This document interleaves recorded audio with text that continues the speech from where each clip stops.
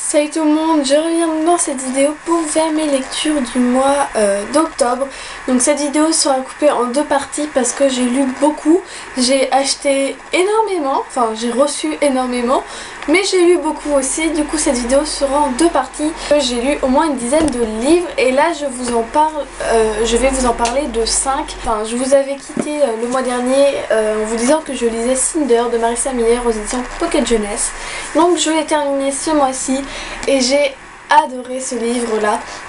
Donc pour vous situer, en fait on va suivre Cinder qui est une jeune mécanicienne cyborg qui en fait c'est Cendrillon.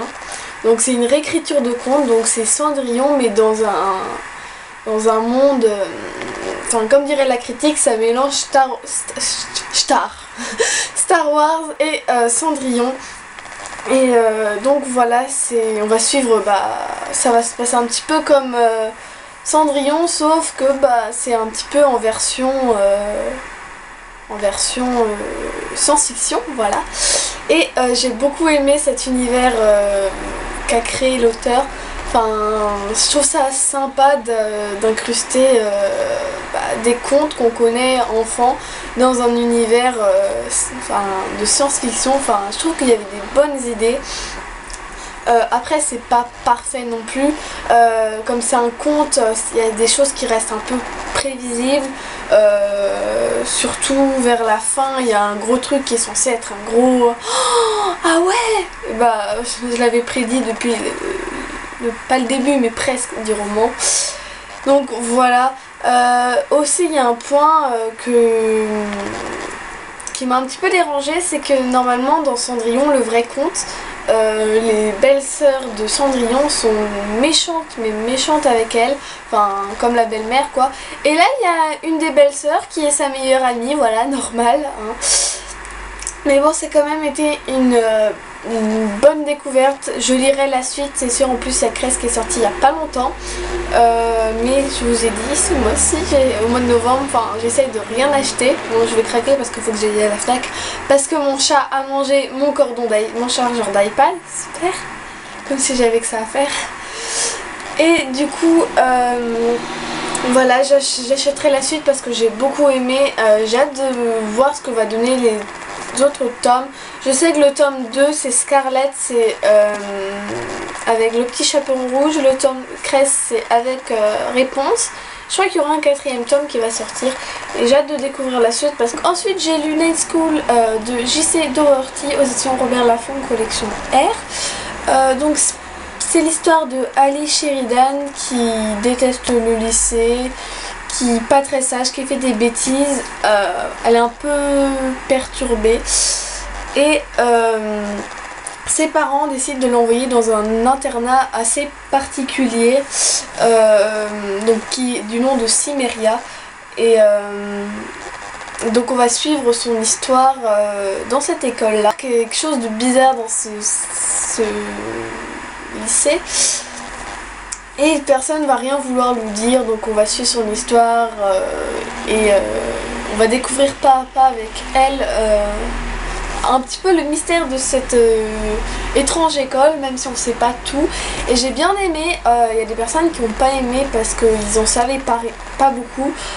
Moi qui suis super curieuse et super impatiente, ça m'a pas gênée, j'ai bien aimé. J'aime bien ça, j'aime bien quand je lis des livres, enfin dans la vie j'aime pas ne pas savoir, mais quand je lis des livres j'aime bien ne pas tout savoir et savoir petit à petit, et c'est ce qui fait que la lecture est assez addictive. Et j'ai beaucoup aimé ce tome, ça m'a bien tenu en haleine.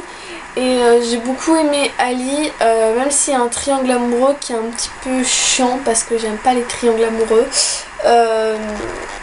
Mais bon, voilà, je pense acheter, c'est même sûr, à la suite parce que j'ai beaucoup aimé.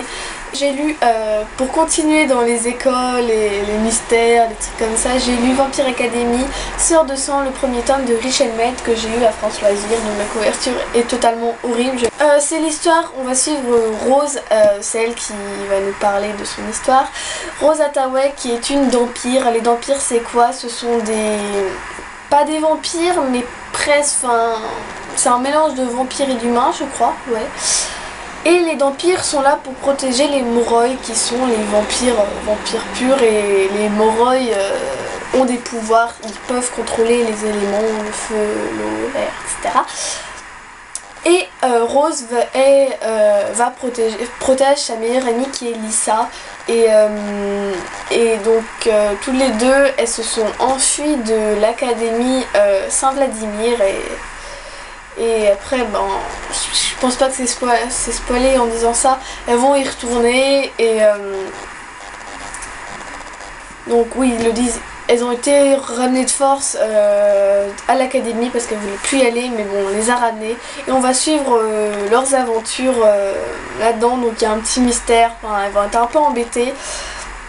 Et j'ai beaucoup, mais beaucoup, c'est vraiment un coup de cœur, j'ai adoré ce livre-là, je ne le lâchais plus. J'ai adoré Rose, ce personnage-là est génial, j'adore sa façon de penser, sa façon d'être.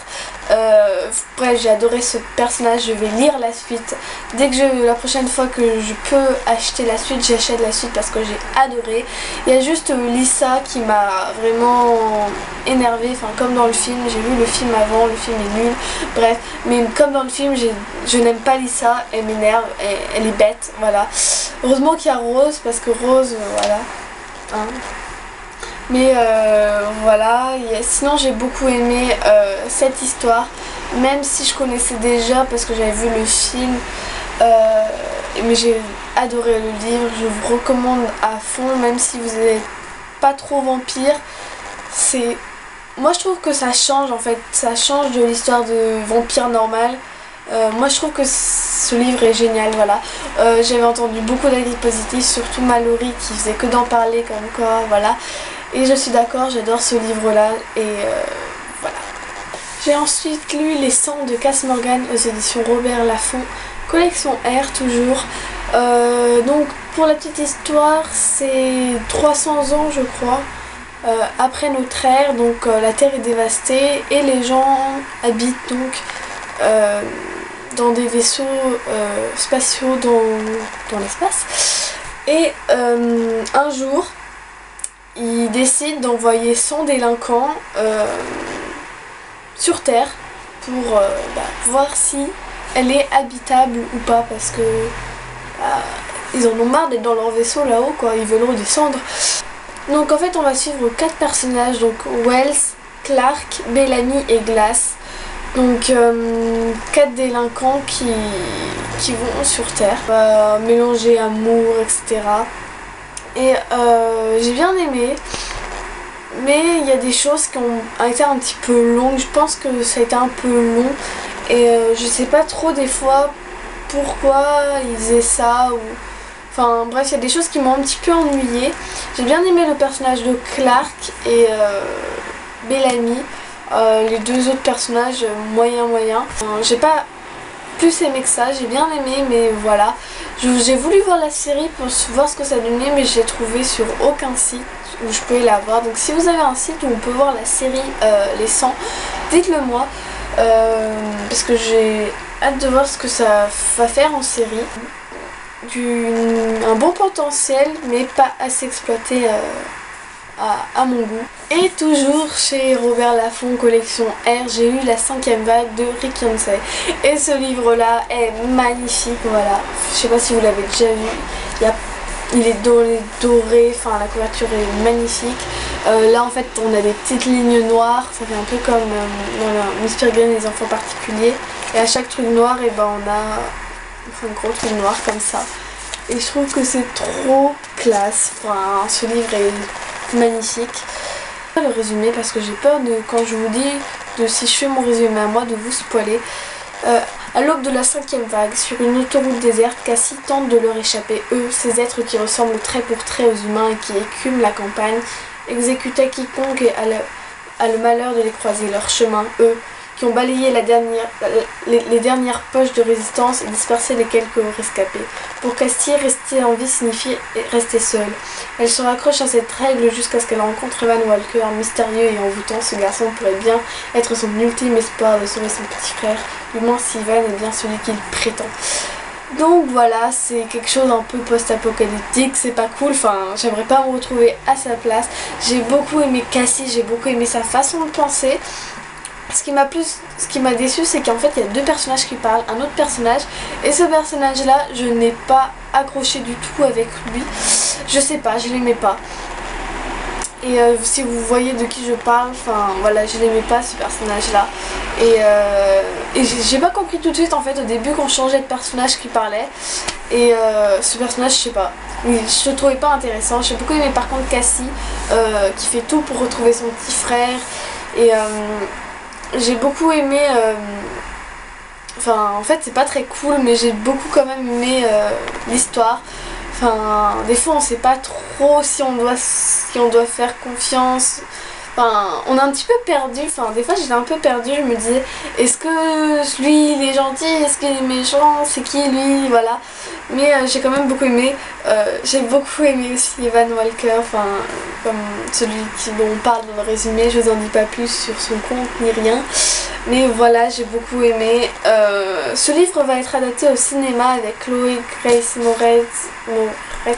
Enfin bref, j'arrive pas à chercher le nom. Et voilà, c'est celle qui joue dans Si je reste. Et j'ai hâte de voir le film parce que je pense que ça peut être vraiment pas mal. Et j'ai adoré ce livre là. Je sais, le deuxième tome est sorti. Ce mois-ci, je n'achète rien. Donc je vais craquer, je sais, hein. Mais j'ai hâte de lire le deuxième tome. Et pareil, dans le deuxième tome, on voit moins Cassie. Et bah, c'est un peu dommage parce que c'est Cassie, moi, que j'aime bien. Donc, à voir, voilà. Et je l'ai lu quand même assez rapidement, alors qu'il fait au moins 500... presque 600 pages, c'est une bonne brique, hein. Mais voilà. Voilà pour mes lectures, enfin une partie de mes lectures du mois d'octobre. La deuxième partie arrive mercredi. J'espère que cette vidéo vous aura plu. Dites-moi ce que vous avez lu vous aussi ce mois-ci, ou ce que vous aimeriez, si vous avez lu un des livres ou si vous aimeriez lire un des livres. Voilà, je vous dis à bientôt pour de nouvelles vidéos. Bye!